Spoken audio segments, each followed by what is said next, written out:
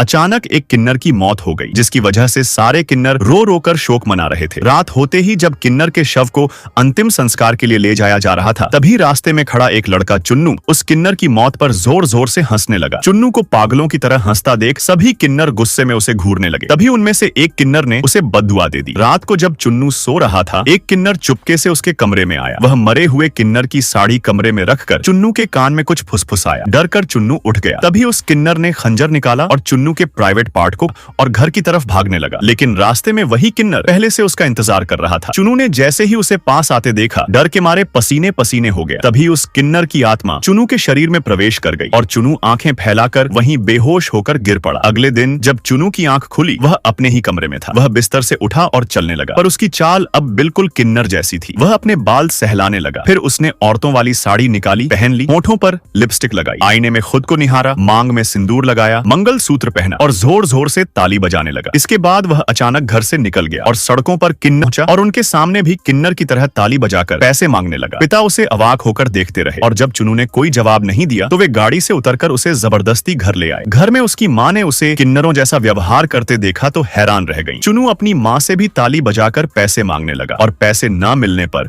उन्हें गालियां देने लगा। यह देखकर पिता ने उसे डांटा, लेकिन चुन्नू ने पिता को भी चुप करा दिया। गुस्से में पिता ने उसे पकड़कर एक कमरे में बंद कर दिया। रात को जब खाना खाने के लिए उसे बुलाया गया तो डाइनिंग टेबल पर बैठे बैठे भी वह किन्नरों की तरह ताली बजाने लगा। पिता ने गुस्से में उस पर हाथ उठाया, लेकिन चुन्नू ने उनका हाथ रोककर खाने की भारी थाली पिता के चेहरे पर मार दी, जिससे वे गिर पड़े। फिर चुन्नू घर से कहीं भाग गया। रास्ते में उसे एक महिला किन्नर दिखाई दी। चुन्नू ने खंजर से उसे मार डाला। आगे उसे कई किन्नर दिखाई दिए जो किसी की शादी में नाच रहे थे। उन्हें देख वह भी उनके साथ नाचने गाने में शामिल हो गया। नाच गाना खत्म होने के बाद जब किन्नर आपस में पैसे बांटने लगे तो चुन्नू उनकी बेइज्जती करने लगा और ज्यादा पैसे मांगने लगा। किन्नरों को उसका व्यवहार अजीब लगा। कुछ देर बाद उन्हें समझ आ गया कि शायद किसी किन्नर की आत्मा इस लड़के के शरीर में प्रवेश कर गई है। इसलिए सभी किन्नर चुन्नू को पकड़कर एक तांत्रिक के पास ले गए। तांत्रिक ने अपनी शक्तियों से चुन्नू को जमीन पर लेटा दिया और मंत्र पढ़ते पढ़ते उसके अंदर की किन्नर की आत्मा को निकालकर भस्म कर दिया। अब सवाल यह है, क्या चुन्नू सच में उस किन्नर की आत्मा से आजाद हो गया था या वह आत्मा दोबारा चुन्नू के शरीर में प्रवेश कर जाएगी? यह जानने के लिए वीडियो को लाइक करें और चैनल को सब्सक्राइब करना न भूलें।